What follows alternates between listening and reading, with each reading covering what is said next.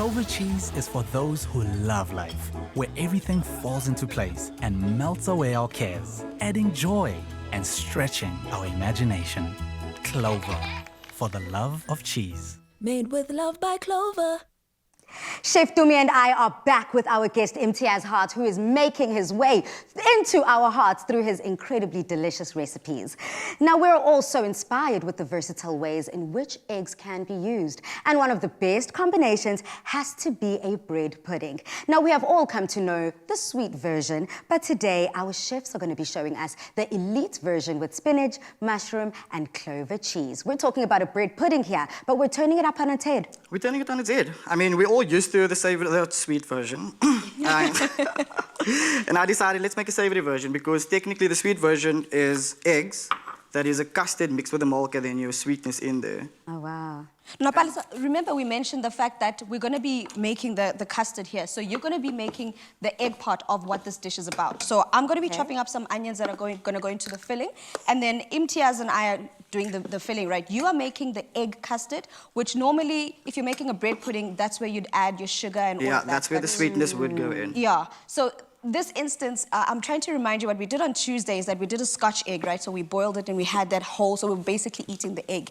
And then we had different types of ways to eat eggs individually. So here we're actually incorporating the egg into our dish. Okay. So that's how we're showing you. Good. Even though you've bought those 30 eggs, you could probably eat egg every single day, but in just different ways. So then let's I could never grow tired. Let's give all the details as to what we physically actually need. I've already added the eggs. Is 3 okay for now? 3 is perfect. 3 is perfectly fine. And then we've got some milk here as well that I'm going to add to the mixture. For some additional flavor, normally if you are doing a sweet bread pudding, you'd add your sugar, your cinnamon, your whatever. In this instance, we've just used some nutmeg and some mustard as well. Okay, So we're using normal mustard. Could we be able to use a whole grain as well? You can use whole grain mustard, you can use honey mustard. I mean, this is so versatile because everything can be made your own. I'm giving you like the general piece of like spinach, mushroom, feta, those flavors go well together.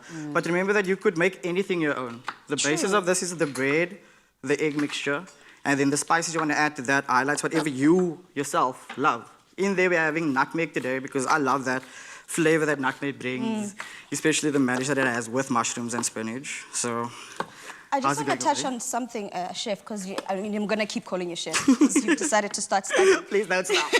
Don't ever stop. Since you started studying now, is there something you feel like you've learned that as a foodie you are overlooking or undermining, just like, I'm a foodie, I don't need to? Because you were mentioning a couple of things.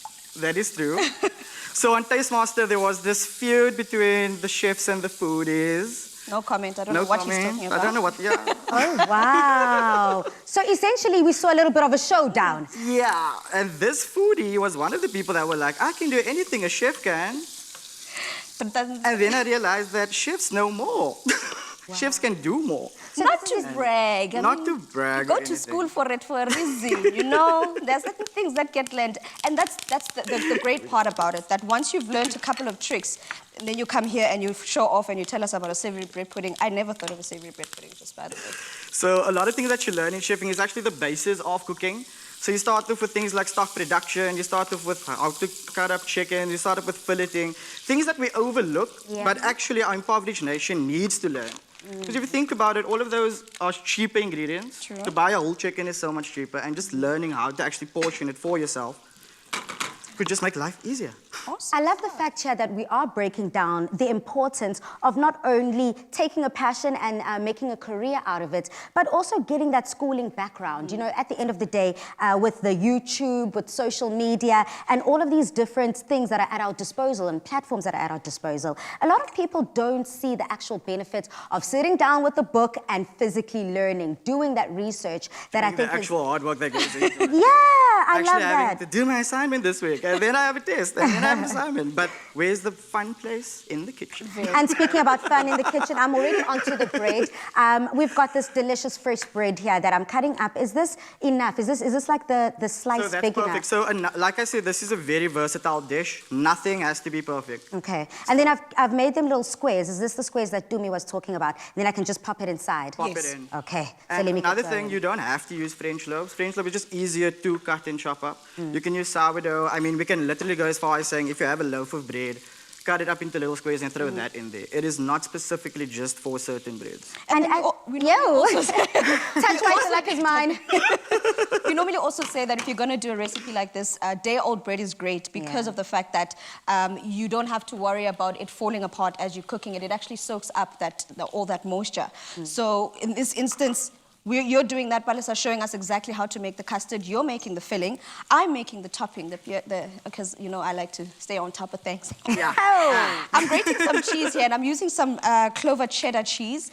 The one thing I love about the Clover cheddar cheese, yes, it uses 100% cow's milk, and you've got such a great range where, yes, today we're using Clover cheddar. You could use the tassas, you could use any of the... In fact, we're going to be topping it with some feta at the very end which as just well. adds to that flavor. Because, I mean, that combo of spinach, mushroom, feta, come on.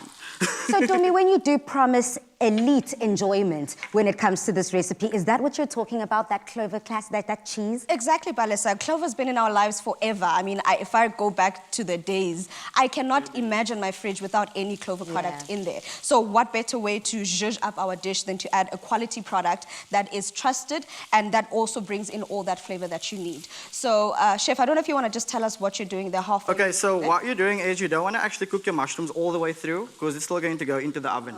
So you just basically blanch them, almost sauteing them, and then you're adding in the spinach last just to sort of just wilt them. Okay.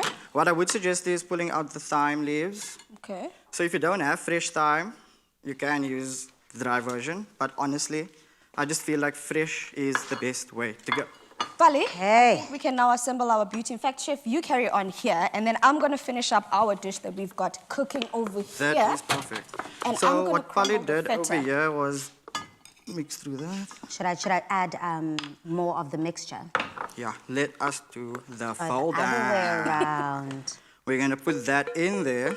And like I said, if you're not a fan of this delicious classical combination, you could throw anything else. You can go any way, as long as you have the eggs and the bread.